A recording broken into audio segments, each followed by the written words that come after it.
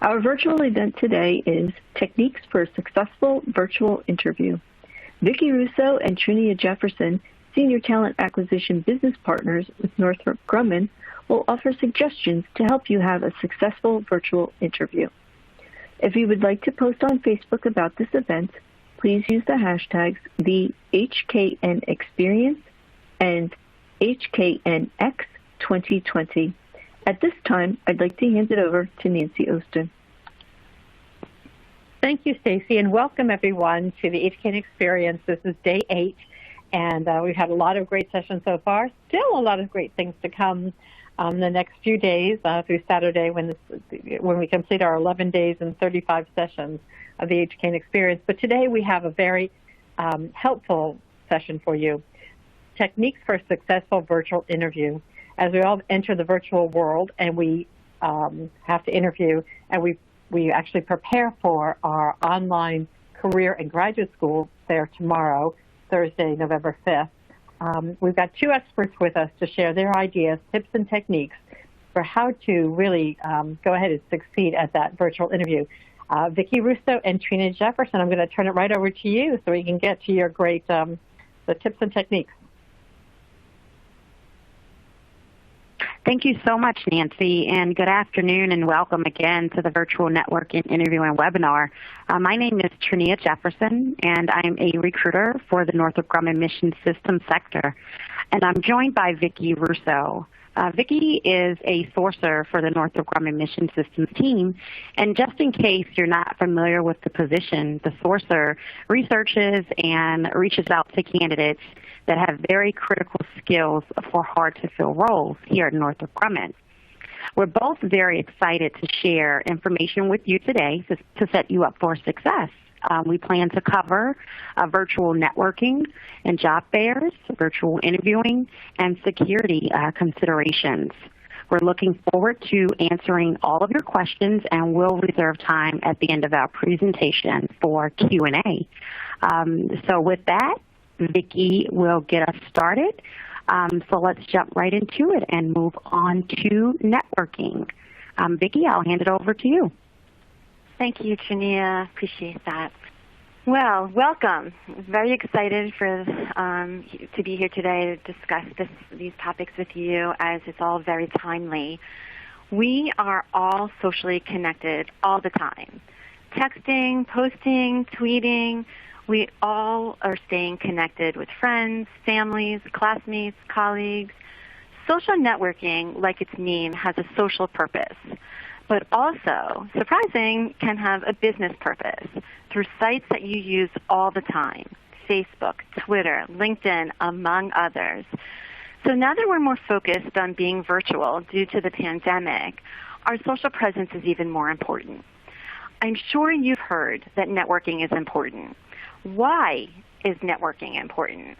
Well, networking allows you access to opportunities you might not be able to find on your own. It provides advice on how you can improve professionally, can provide possibilities for advancement, opportunities for personal improvement, even job leads, or information on what potential employers prefer. Networking can be a resource for your reference letters. You can get someone to say something nice about you when you're trying to search for a job, and also advice on job searching, as well as providing insight into new fields. So networking in business is one of the best resources for your career development and professional success. So if you hope to grow your career and increase your chances of professional success, you need to believe in the importance of networking.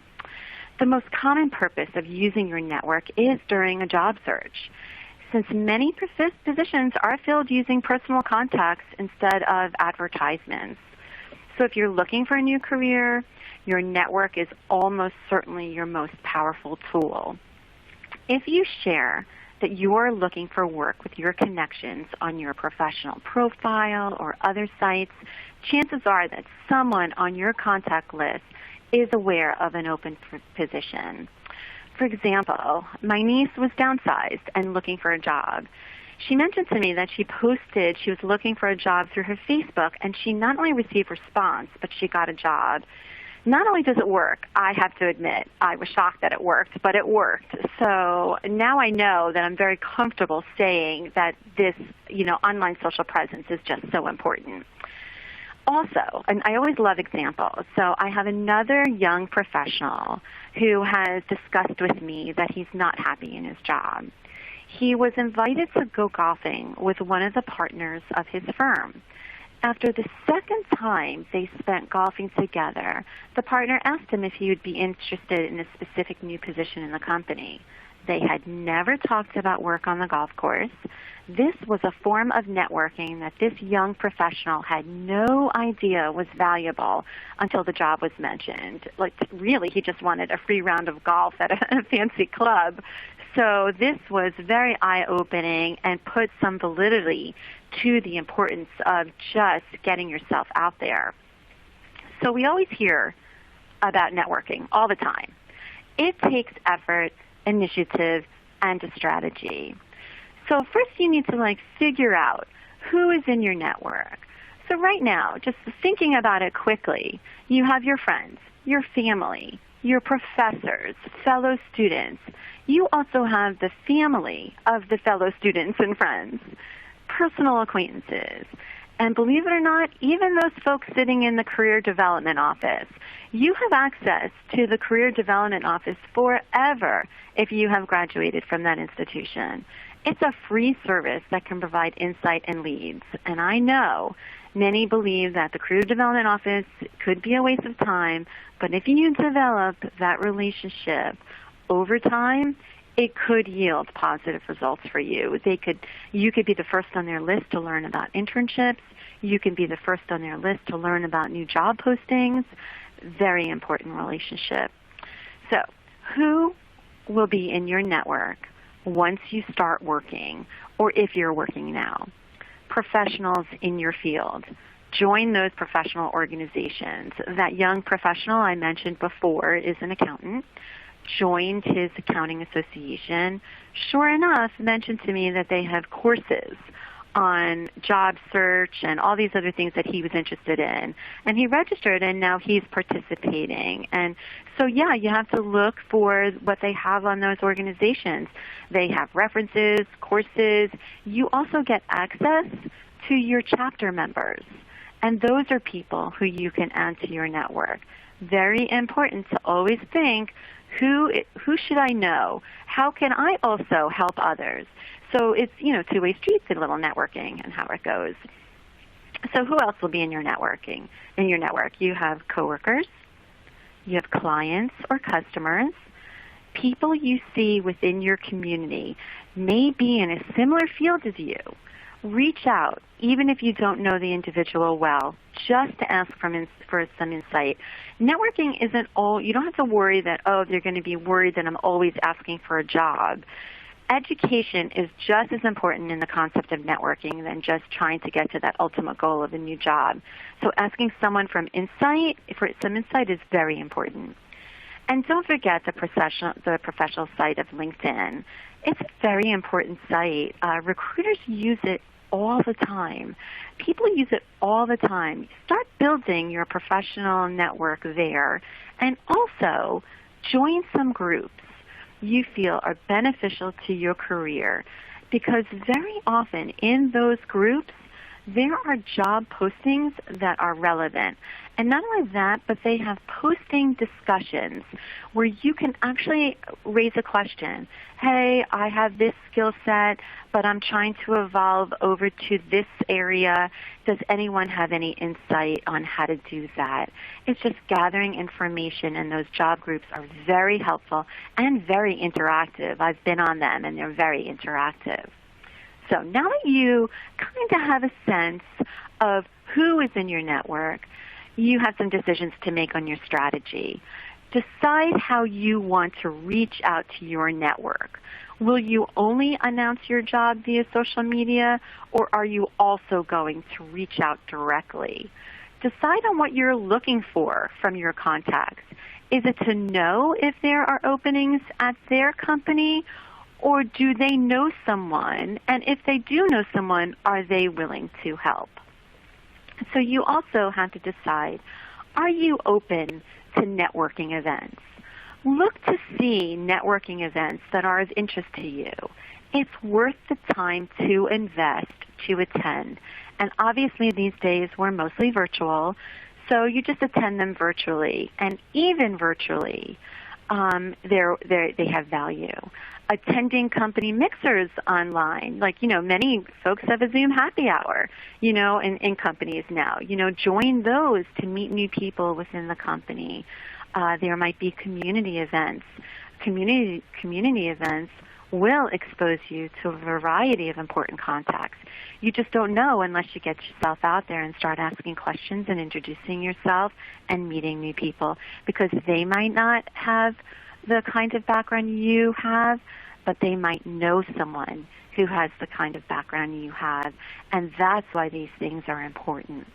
And most likely, the others at the event will also be networking and will be happy to exchange contact information. Be aware of your company's social calendar, your alma mater's reunion schedule, and your community's social scene in order to find these promising events. I myself have to network, and I have been extremely busy at work. Trania and I are always very busy, and I was apprehensive to take the time to attend a small virtual lunch, but it was with a director who I don't know well and some other coworkers. Some I knew, some I didn't, and I said, you know what, I'm just going to do it. So I did. I attended. I enjoyed it, and it was not only a way for me to get to know new people, but for the director and the others to get to know me. And this experience really encouraged me not only to do more of this, but to recommend it, because I had experienced it and I felt it was worthwhile. So all of these things, are things you may have heard before, but it's really important to embrace these suggestions and to go outside your comfort zone. The skills you attain with networking will take you throughout your career, and it's very important to build upon that. So even if you are not anticipating an upcoming employment change, it is still a good idea to maintain your network consistently. Your goal should be to develop a solid professional network. And if you regularly invest the time and effort into your professional network, someday you will be able to draw upon those resources when you need them. You never know when you might need to find a new position quickly, and those close relationships with your contacts could be the best chance for a successful result. So next slide, I believe, should be virtual interviewing. Thank you so much, Trania. Onto virtual job fairs we go. So virtual job fairs are also another way of networking and offer additional resources. The virtual job fair, the college job fair, they give job seekers and employers a chance to meet one another, establish those professional relationships we all need, and discuss potential job and or even internship opportunities. You may also find some less than obvious job opportunities that would be a fit for your education and goals that you didn't even know about. It's so important to get out there so you can learn about these things. So when attending any job fair, and if you have the opportunity to speak with a recruiter, or even IM with a recruiter or text a recruiter, even if there is no current fit in no current jobs, that is a fit, that recruiter has now met you and may find another role if she feels that your skill sets are relevant for that organization. Often companies in these virtual events have booths, and those booths may provide a wealth of information on the companies, or they may simply host links to go to their website and list their job openings, which is still extremely valuable. So what do you do before the fair? Obviously, you register ahead of time, like you did today. Research the participating organizations. Know which ones are of interest to you in advance. Find specific roles you're qualified for and interested ahead of time. Check out the career site of the companies on the fair. It's all work. It is work, but it's worth the time. So of course, you always make sure your resume is up to date and you have one with you so you can reference it. Learn the technology being used for the fair. Is it an IM chat? Is it voice? Is it video? Make sure you test the link for software ahead of time. These are simple things, but important things. Ensure that you have the appropriate surroundings which will be free of distraction. And if the job fair is on video, ensure that you have appropriate lighting and backgrounds. Always have a pen and paper handy for notes so that you can jot down some notes so you're not looking at your phone. It's so much nicer if you're writing on a pen and paper than typing into your phone. Since you do not have much time on a virtual job fair to present yourself, and I know that because I recently did one, and there is not much time. It was an IM chat job fair, and we were moving at the speed of light. That's how fast it went. So if you prepare an elevator pitch intro that you can type in, or if it's on the phone or voice, video that you can practice to say quickly to get what your thoughts are out there, it's worthwhile. And also have a clear answer prepared on what you're looking to do next. And, of course, be prepared to discuss location flexibility. Are you willing to locate? How far do you want to commute? What are your goals with regards to location? And I'm a big believer in dressing professionally, even below the camera. So, during the fair, be engaged and enthusiastic. You're there. You did all the prep work. Now you're going to deliver your elevator pitch, and you're going to provide those clear answers you prepared. And if not, you don't get asked those questions, turn them into statements to provide more insight to the recruiter about you so you don't waste all that work that you just did. Ask about opportunities, and of course, always ask for contact information and next steps. So you've just attended this career fair. You did all the research. You participated. Now what? Follow up. Don't let those efforts go to waste by neglecting to follow up with your contacts after the virtual career fair. Reach out the next day with a thank you. Send an email. If you have a phone number and you're truly interested in next steps, give a call. Thank them for their time and further express your interest. Because recruiters at career fairs do come in contact with so many candidates and resumes, you can use this reach out to refresh their memory and remind them about why you're a promising candidate, why you're interested in the company, and the skills or experience that you bring to the table. So you may also want to send them your resume as an attachment if you haven't already. It's a nice reminder. And don't forget LinkedIn. You can always send them a LinkedIn connection request to grow that network. These virtual job fairs are important as they are your gateway to the virtual interviews with the actual companies.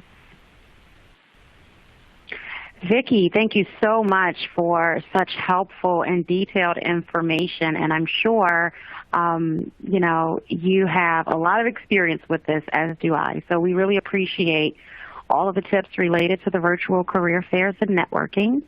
I do have a few most commonly questions, if I may ask you. Starting with, how do I know that I have a good chance of interviewing as a candidate for the job that I apply to on a company's careers website? And how many roles should I apply to on one company site? Well, for Northrop Grumman, and I'm sure most companies follow this procedure, the most important thing to know when applying is to make sure you meet those basic qualifications. Now, in Northrop Grumman, we make it easy. We say basic qualifications, we list them, preferred qualifications, and we list them. Not every company does that, so you really have to look to figure out, are they saying, software engineer, Java a must, there will be words there to give you a clue that those are the basic qualifications of the position. Those qualifications, those basic qualifications, are usually firm in a job description, and you will not be considered if you don't meet them. So meeting the requirements shows you have the capability to do the job, and that is the priority for the team. You don't want to apply for a job that you can't possibly perform successfully. When the recruiter sees your application, and Shania can say this, she reviews your resume, this is what she or he is looking for. Will my hiring team feel this person is capable?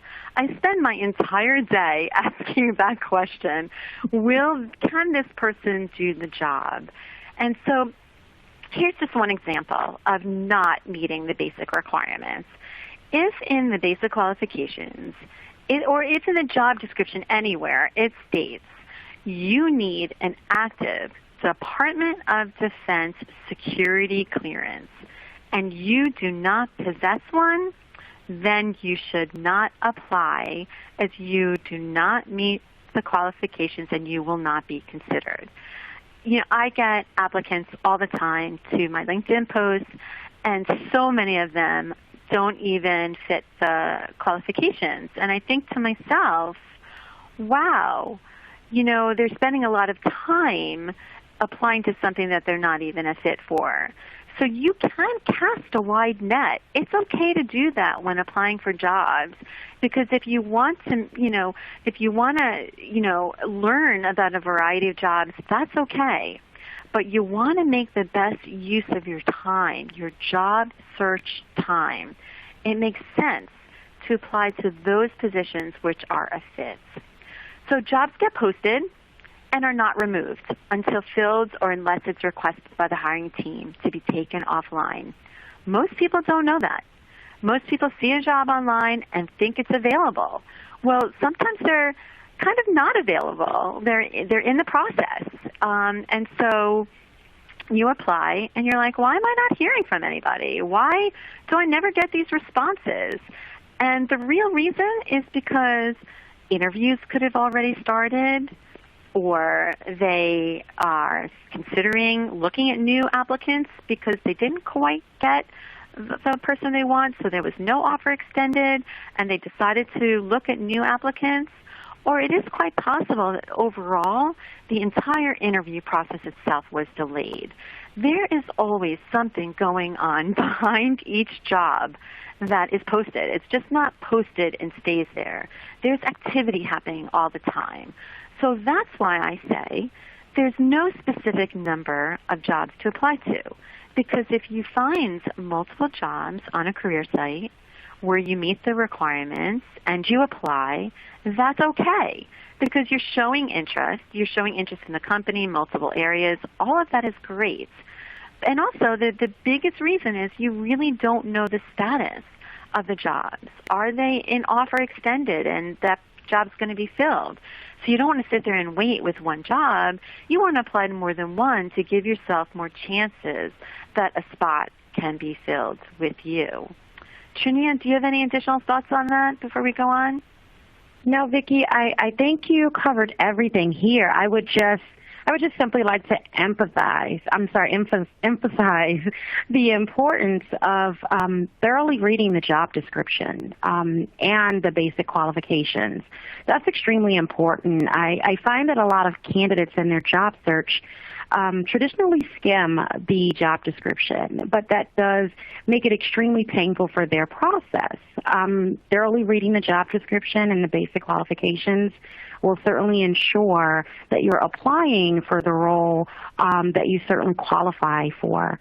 Otherwise, the chances are higher that you'll be disqualified, and we don't want that. So I would just emphasize that. But otherwise, I think you covered everything there for my question. So thank you very much.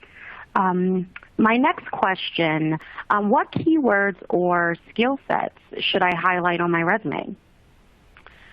You know, often I hear from hiring managers, and I'm sure you do too, that they like to see the name of the company in the objective. It shows that the resume was tailored for the company. So that is something to consider when creating a resume and someone's planning to apply to a company like Northrop Grumman. Also, hiring managers have mentioned that, and this is interesting to me, this was very interesting to me, that the resume must show justifiable evidence that the candidate can do the job. So I suggest preparing a few versions of your resume that can easily be adjusted to the jobs you're applying to.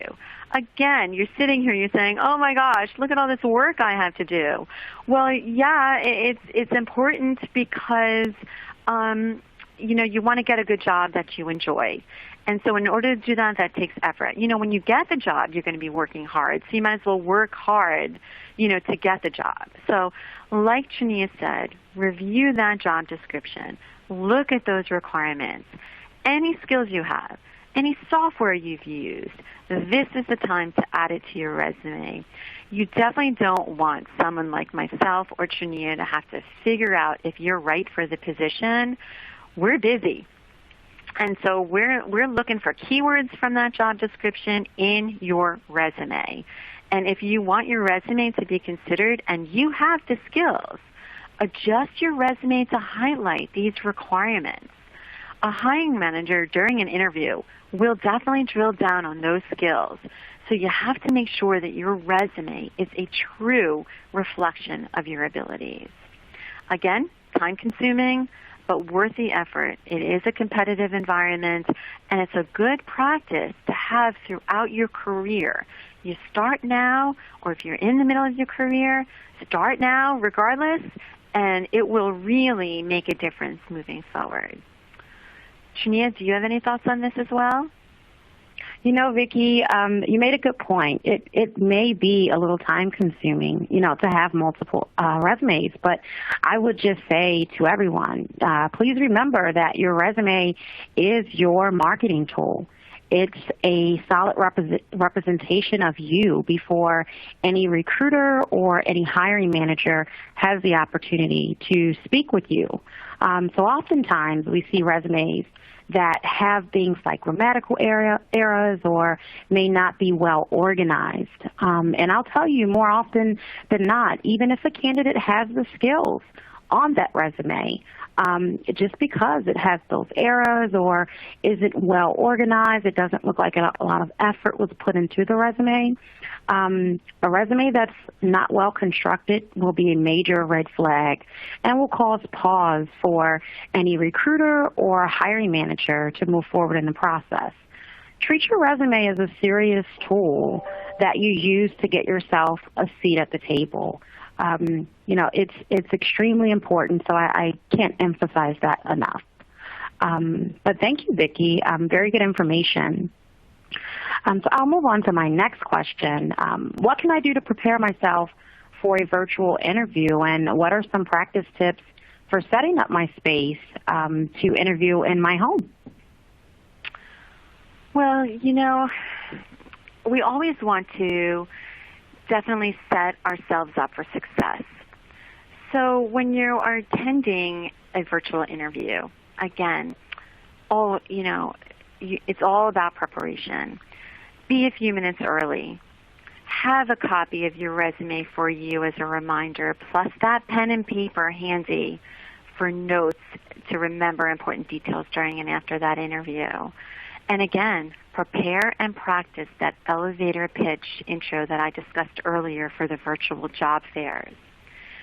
For a video interview, eye contact is very important. Again, it's the simple things. Look at the camera, not the interviewer. Smile. React normally when they're talking. They're watching you too. And make sure you have good posture, as it will show better on the camera. It's important to look polished and professional and enthusiastic. You kind of want to pop, through the screen. Dress to impress. Make sure you're well groomed. I feel dressing completely for the interview will give you more of a professional mindset as opposed to wearing a nice shirt with sweats below the camera. So just a thought.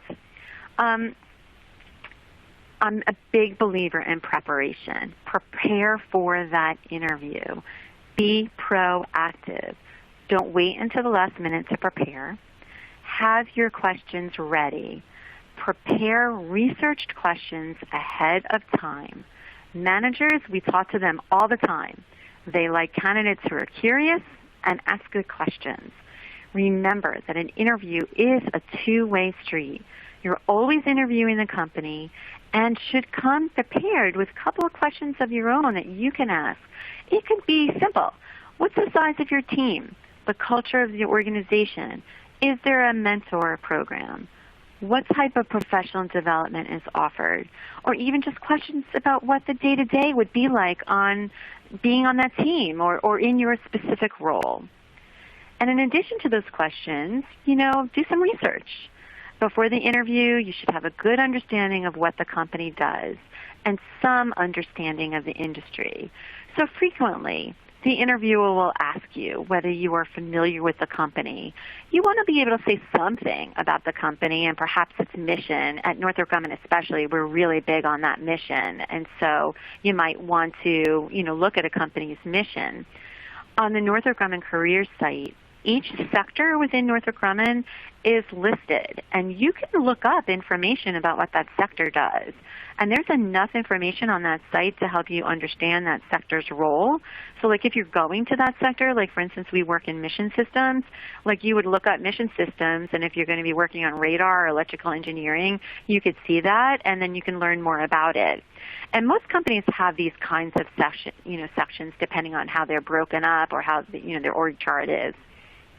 So in addition, make sure that not only do you prepare to know about the company, but be prepared for your audience. Who is your audience? It's the interviewer who's interviewing you for a specific job.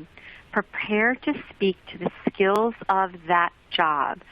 Show that you thought about how you fit into the job, what you want to learn, what it means for your career now or in the future.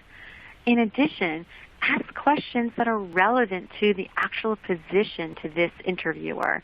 If you know about the specific project you're interviewing for, ask away. You can ask more specific questions than the ones I had mentioned above. So to answer about practice tips for setting up some space in your home, again, I'm a big believer in simple reminders. I'm sure you would think my kids love that. I'm always about reminding. Attend from a distraction-free environment. Remove your dog like I did today. She is not happy being in the other room, but she's there. Have someone watch small children. Make sure others in your household know that you'll be on an interview. If I have a presentation or if I have an interview, then I'm screening someone, I make the announcement because everyone's working from home now. So I just go, I'm shutting the door, I need quiet. Because they'll just walk in and I'll be like, no, I don't want to be disturbed. So you just have to let people know that, you'll be on an interview. And again, learn that technology. Is it an IM chat, a video, a voice, a text? Like what is happening with this video? Test those links so that you're not worried about the software working.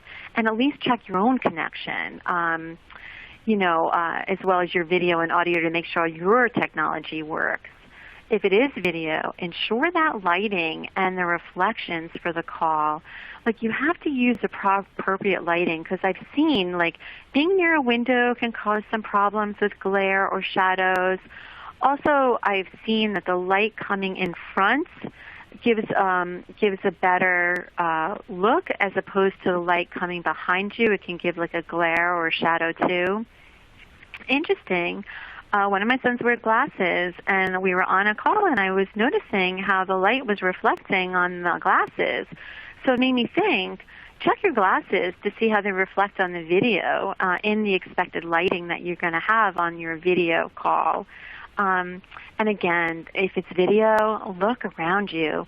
Look to see what's behind you. Is your bed made? Is your closet open? What pictures are in view of the camera? And of course, we all need to silence, our apps and our phones and close all your web browsers to make sure, like they recommended today, that you don't have any problems. Trania, do you have any additional thoughts on this?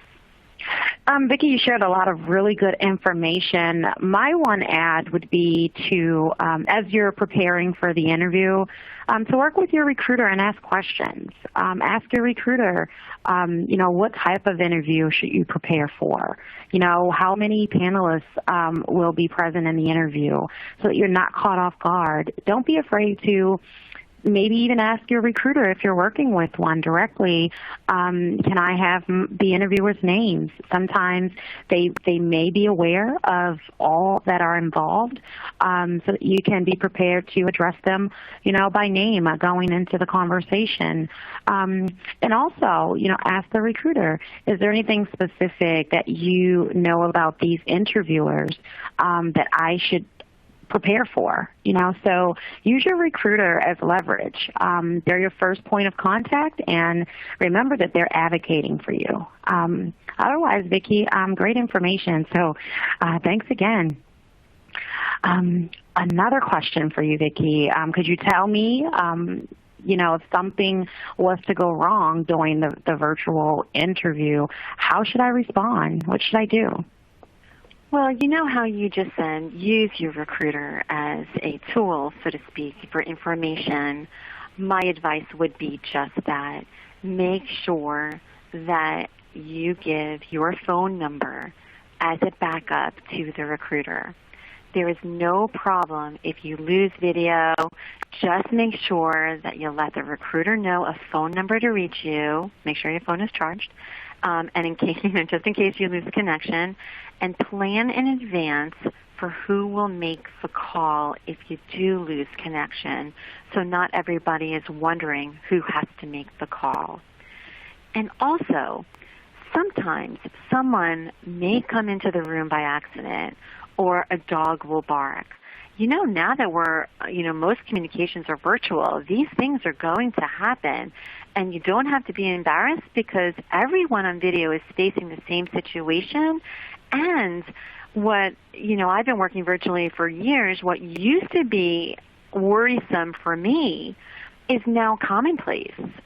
So people are used to hearing dogs or children or workers in the background now that we're all working from home.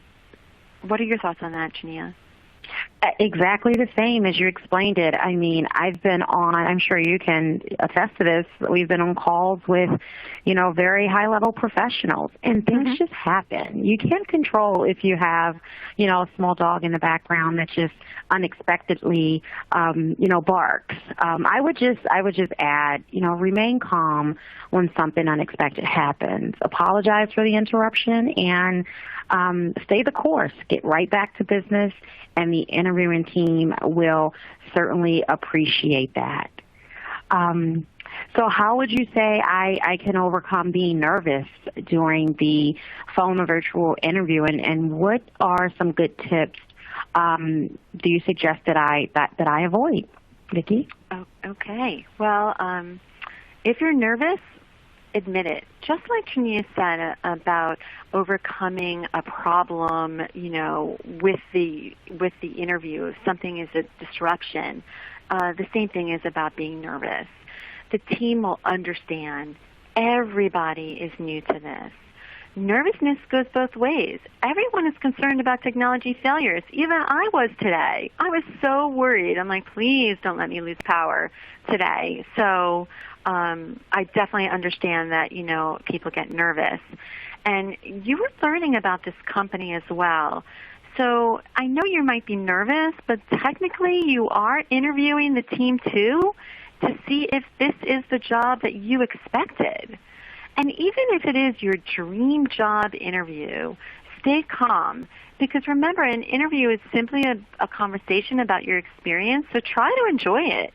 The hiring managers want you to do well. The team took the time to meet with you and are hoping to fill their job.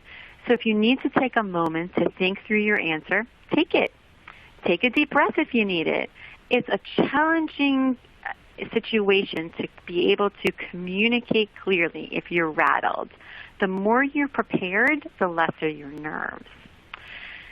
So for good tips, I do have several. I'm always thinking about this topic, and I am a firm believer in a lot of things, and I'm a firm believer in first impressions.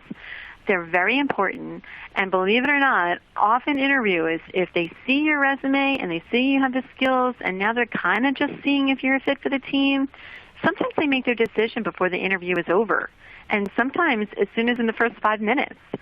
So if you start off strong by thanking the interviewer for their time and letting them know you're happy to be there, learn the interviewer's name and use it. These behaviors show a sense of confidence. Also, remember to smile. Studies show we tend to like people who smile at us, so I think it's worth definitely giving a little smile. And the big question, the most common interview opener is, tell me about yourself. And while the question is basic, it is a great opportunity to showcase what you have to offer. So prepare that question. Give 3 points about yourself that you think they should know about you and make that question count.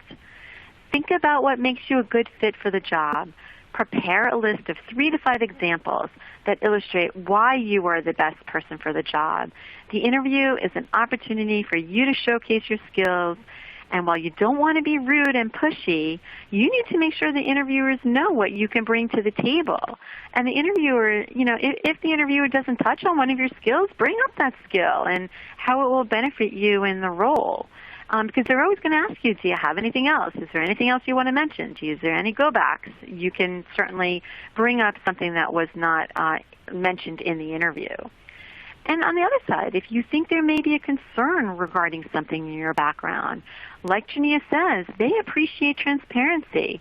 Address that concern head on and tell the interviewer why you don't believe that concern should worry the team. And a positive attitude goes a long way.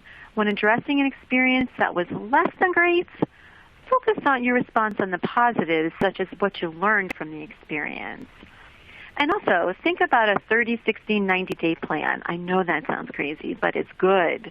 If it's relevant to the position you're interviewing for, think about, think about 30, 60, 90 days.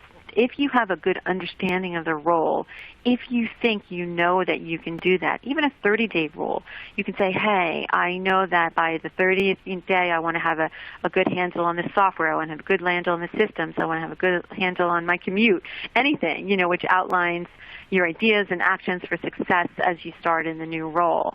It gives concrete examples of actions you plan to take up to get to get up to speed and start contributing to the team quickly. And of course, always at the end of the interview, close that interview. An interview is an opportunity for you to sell yourself and your skills. So at the end of the interview, you need to close. Tell that interviewer that you want the job and ask what the next steps will be. And of course, always thank them for their time. So worth it. So now, for what to avoid, I always have a couple of things for this as well.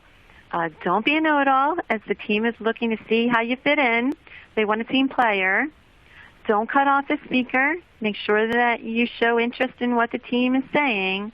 And always avoid going on a tangent. You want to give your answers to be thorough and concise. So thorough but concise.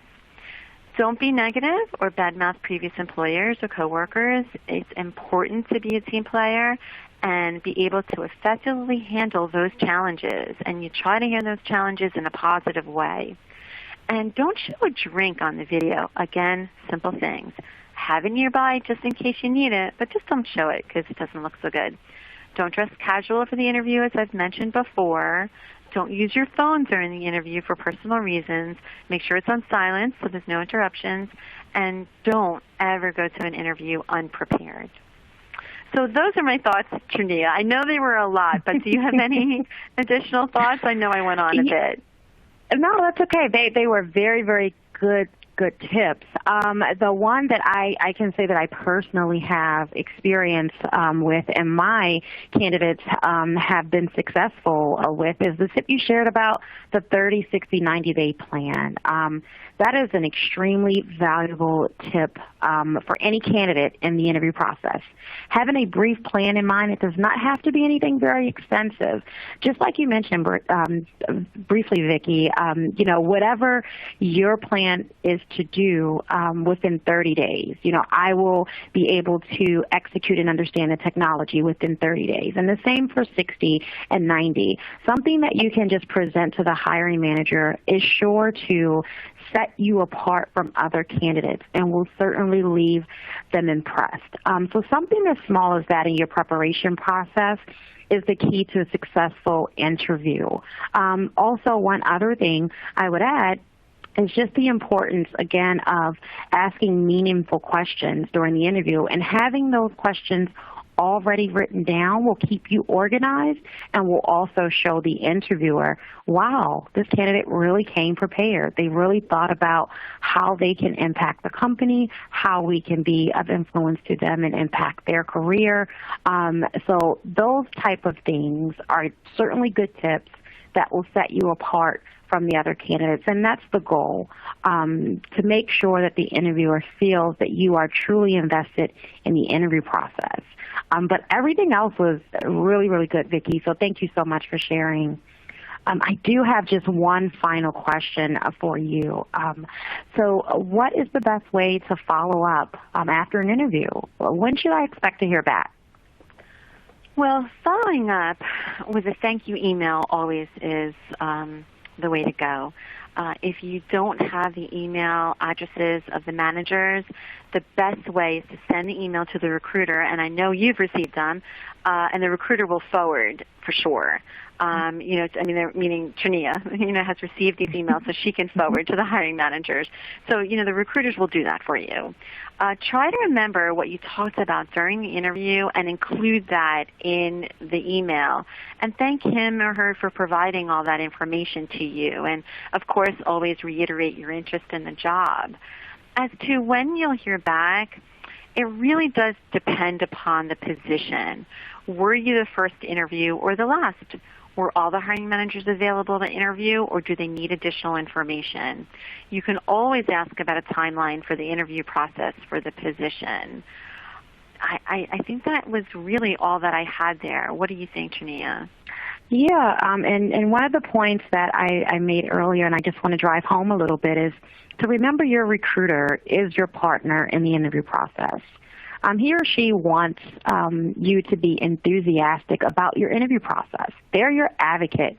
They want you to be successful. When you are successful, they are successful. So utilize your recruiter. Share your feedback with your recruiter about the interview. How do you feel the interviewers handle the process as well? As Vicki mentioned, you're interviewing the company just as well as they are interviewing you. So share your feedback about the interview with the recruiter. And as Vicki also shared, always talk to your recruiter about the timeline. This will help you and allow you to set realistic expectations about the process. Right? You want to ask your recruiter, when should I expect to hear back? Where are we in the interview process? Don't be afraid to ask those questions. Am I candidate 1 of 3 or 1 of 5?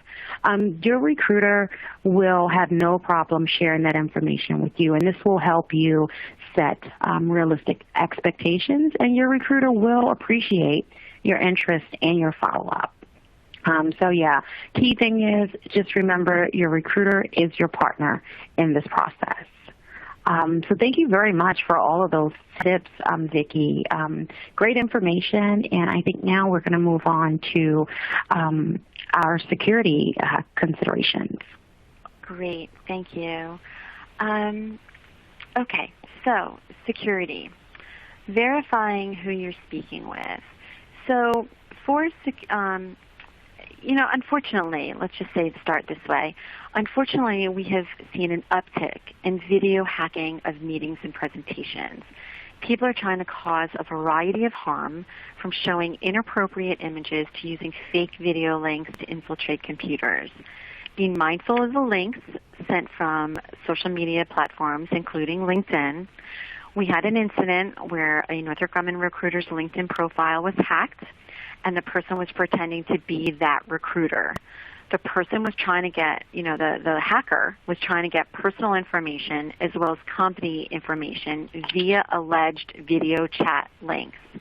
We were so lucky no one clicked on it, because it could have been a big problem if our company's computer, if the employee's computer, the company computer was compromised.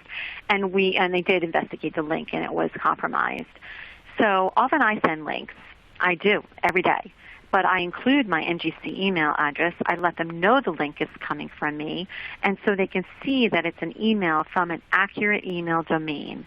The fraudulent LinkedIn profile had an invalid NGC email address, and if you don't look carefully, you could have missed it.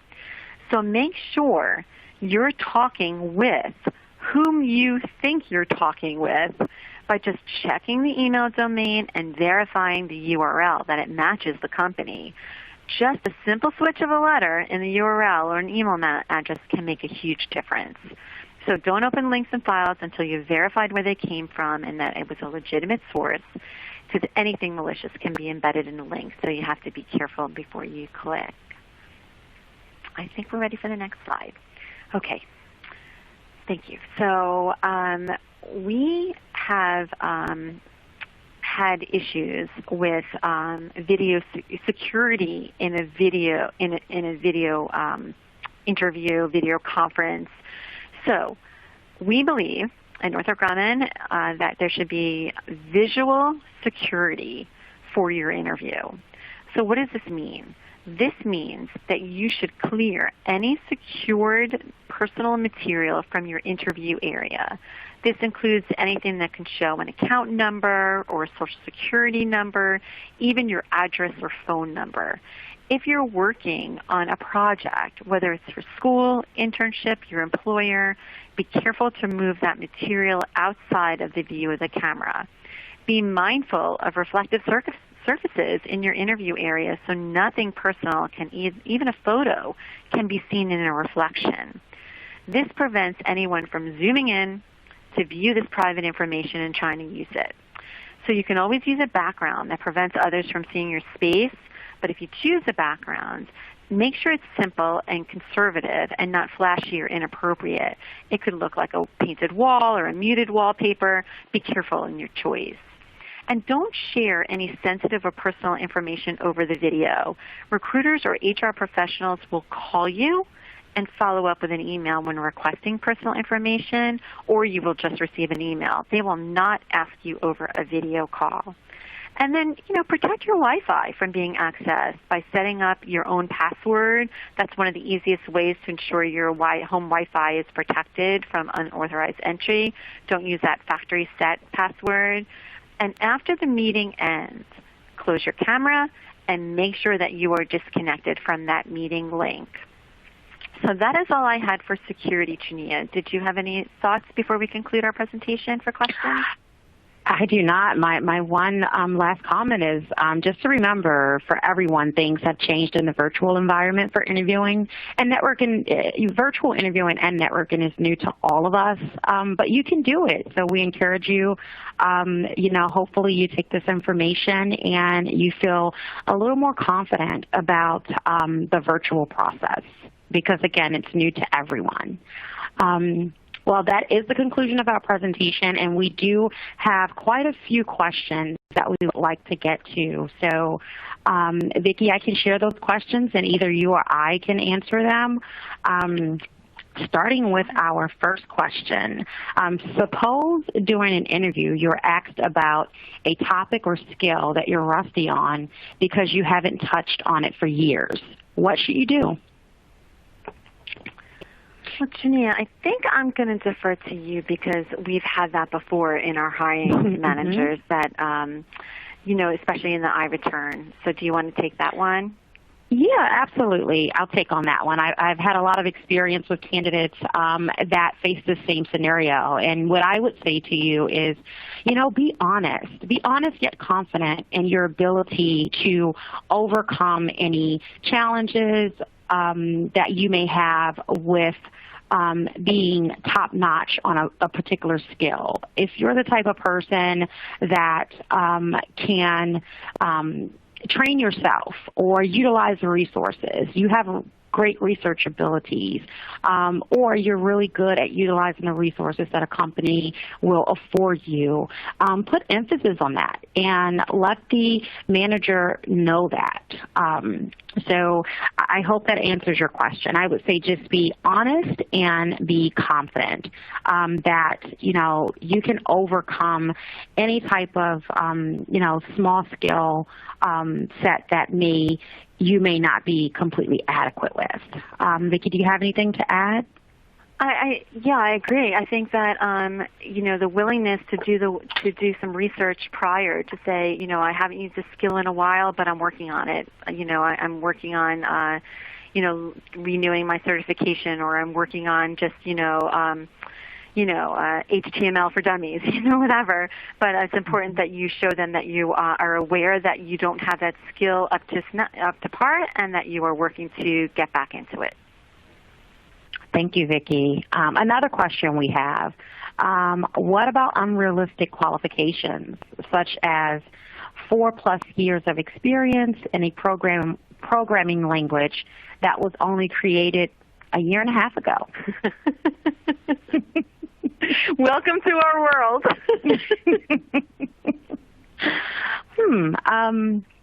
I would say that's an interesting one for me. I haven't seen, anything exactly that worded that way. If there was a technology that was just created, or it's a new technology, and the hiring team is asking for 4+ years of experience in that specific technology, I would certainly raise that concern with your recruiter. Our hiring managers are human too. Maybe that was an oversight, or maybe they didn't clearly express exactly what they intended to get to the masses in terms of what they were looking for. So if you see something that's completely off, your recruiting team would definitely be open to addressing that.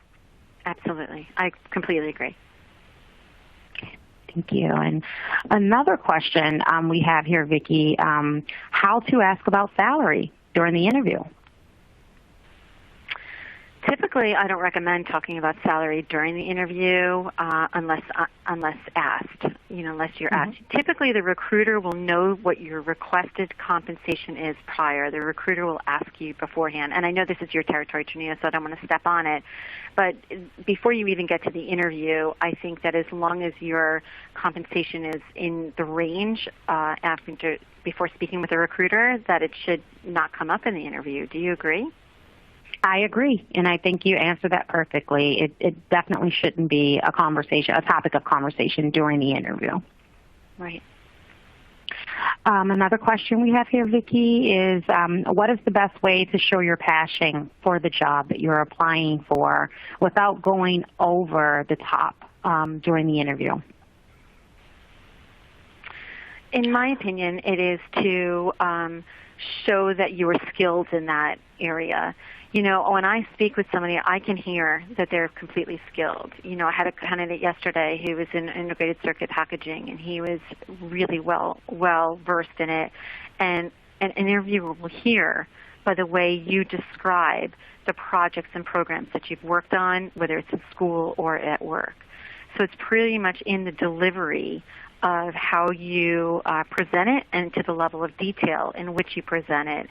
By sharing that detail, it shows your attention to the niche detail of something that you're passionate about. That's what I think. How about you, Trania? Yeah, I agree with what you stated, Vicki. I think that as long as you're showing your passion, enthusiastic, Lee. However, just making sure your thoughts are organized and they're coming out where it makes sense, where it's not scattered. And sometimes when individuals are really passionate about things, they may just want to get it all out. So just take a deep breath, right? And just recognize that it's your passion, and you can say that. I'm really passionate about this topic or this position, and I'm enthusiastic about it, and here are my thoughts. Just make sure you calm yourself a little bit so that your thoughts won't come out scattered. That would be my advice. So we're right at the top of the hour here, and I think we have about 1 or 2 more questions that we have not gotten to. I'll try to take one more because I want to be mindful of everyone's time, if that's okay. So our final question, if I don't have a social media presence, is that a major problem for recruiters? No. Well, I can start. You go ahead. You go ahead. I mean, being a recruiter, I would absolutely say no. We don't have that bias when we're considering candidates, right? Everyone does not have social media. Everyone is not comfortable with social media. So there are other ways to connect.